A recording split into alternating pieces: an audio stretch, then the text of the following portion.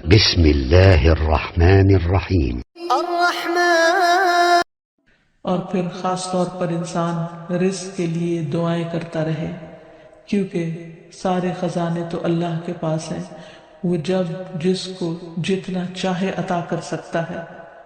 اس کے لیے نبی صلی اللہ علیہ وسلم کی سکھائی ہوئی مسنون دعائیں بہت ہی بہترین ہیں۔ نبی صلی اللہ علیہ وسلم ہر روز صبح فجر کی نماز کے بعد یہ دعا پڑھتے تھے، اللہم انی اسألک علما نافعا ورزقا طیبا وعملا متقبلا۔ اے اللہ، میں تجھ سے علم نافع، طیب رزق یعنی پاکیزہ رزق اور مقبول عمل کا سوال کرتا ہوں، یعنی ایسے عمل کی توفیق دے جو تیرے ہاں قبول ہو جائے، تجھے پسند آ جائے۔ اور اس کے ساتھ ساتھ انسان کو حرام سے بچنے کی دعا کرنی چاہیے۔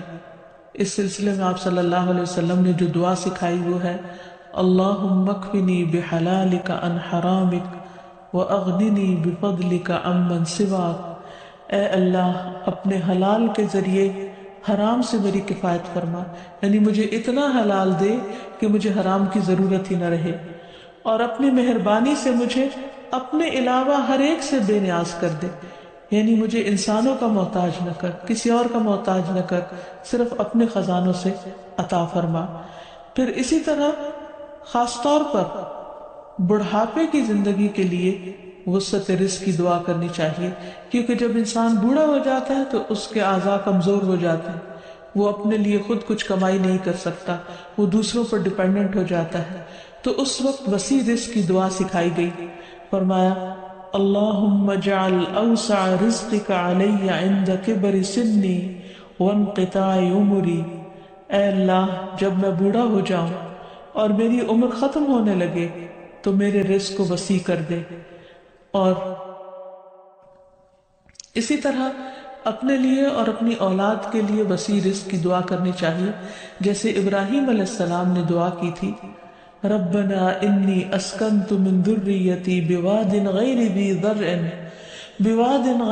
زرع عند بیتک المحرم ربنا لیقیموا الصلاة فاجعل افئدة من الناس تہوی الیہم وارزقہم من الثمرات لعلہم یشکرون۔ اے ہمارے رب، بے شک میں نے اپنی کچھ اولاد کو اس وادی میں آباد کیا جو کسی کھیتی والی نہیں، تیری حرمت والے گھر کے پاس، اے ہمارے رب، تاکہ وہ نماز قائم کریں۔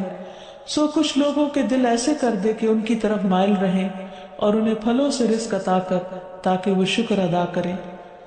تو اس میں ہم دیکھتے ہیں کہ ابراہیم علیہ السلام اپنے بچوں کے لیے روحانی رزق کی دعا بھی کر رہے ہیں، جذباتی محبت کی رزق کی دعا بھی کر رہے ہیں، اور پھر اس کے ساتھ ساتھ جسمانی رزق کی دعا بھی کر رہے ہیں جو ہر انسان کی ضرورت ہے، اور اس میں سے بھی بہترین رزق یعنی پھلوں کے رزق کی دعا کر رہے ہیں، کیونکہ انسان کو اللہ تعالیٰ کا صرف رزق ہی نہیں مانگنا چاہیے، بہترین رزق مانگنا چاہیے۔